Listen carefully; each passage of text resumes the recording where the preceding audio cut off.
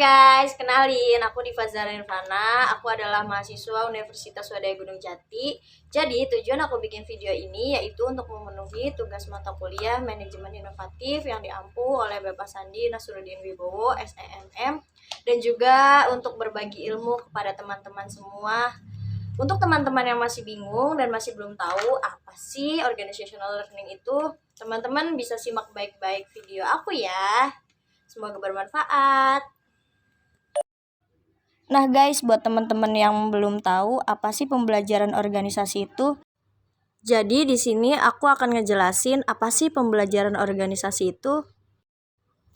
Nah, jadi pembelajaran organisasi merupakan proses pengembangan performa karyawan dalam organisasi secara kontinu meningkatkan kapasitasnya untuk mengatasi setiap tantangan dan perubahan. Di dalam pembelajaran organisasi terdapat 3 teori pembelajaran organisasi. Yang pertama ada operant conditioning atau Skinner, yang kedua classical conditioning, dan yang ketiga social learning theory. Contoh operant conditioning atau Skinner yaitu kondisi yang membuat perilaku orang mau belajar secara sukarela untuk memperoleh imbalan atas prestasi atau kegagalan atas kesalahan yang diperbuatnya. Contoh classical conditioning, Ivan Pavlov, ahli psikologi Rusia, melakukan eksperimen dengan mengajarkan anjingnya untuk merespon suara lonceng. Dia menemukan suatu kesimpulan bahwa apabila kondisi tidak ada stimulus, maka tidak akan terdapat respon terhadap suatu objek yang menjadi fokus perhatian sebaliknya. Contoh social learning theory, Robbins menguraikan tentang social learning bahwa orang atau masyarakat akan melakukan pembelajaran melalui pengamatan dan pengalaman secara langsung tentang terjadinya masalah atau objek. Di dalam pembelajaran organisasi terdapat 4 model pembelajaran masyarakat. Yang pertama ada proses memperhatikan atau attentional process. Yang kedua ada proses mengingat atau retention process. Yang ketiga ada proses mesin untuk meniru atau reproduction process. Yang keempat ada proses pemberdayaan atau penguatan atau reinforcement process. Kemudian terdapat 5 tingkatan organisasi pembelajaran. Yang pertama ada berpikir sistem. Berpikir secara keseluruhan terhadap interaksi antar unsur dalam batas lingkungan tertentu yang bekerja mencapai tujuan. Yang kedua, personal mastery, upaya keahlian terus-menerus dalam mengklasifikasikan visi pribadi, visi organisasi, memfokuskan energi, mengembangkan kesabaran, melihat dengan objektif, dimulai dari hal yang sungguh-sungguh bagi organisasi.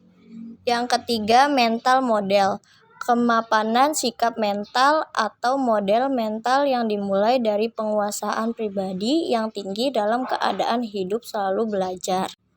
Yang keempat, membangun visi bersama, kenyataan perjalanan terus-menerus sepanjang berhubungan dengan visi kepemimpinan yang memberi inspirasi pada organisasi, merupakan kapasitas untuk berpegang pada gambaran bersama akan keadaan yang ingin diciptakan di masa yang akan datang. Dan yang terakhir, kelima, ada tim pembelajaran.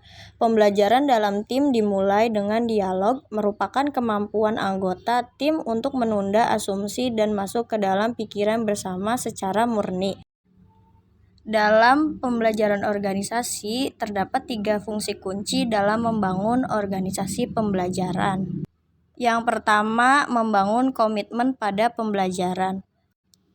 Ada 5 poin dalam membangun komitmen pada pembelajaran. Yang pertama, membangun pembelajaran sebagai komponen visi dan tujuan strategis. Yang kedua, investasi dalam pembelajaran.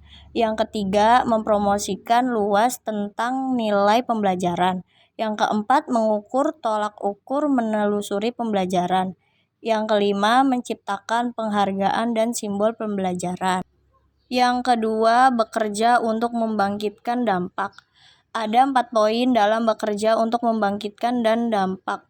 Yang pertama, implementasi program perbaikan terus-menerus. Yang kedua, meningkatkan kompetensi bekerja melalui training dan membeli keahlian dari organisasi.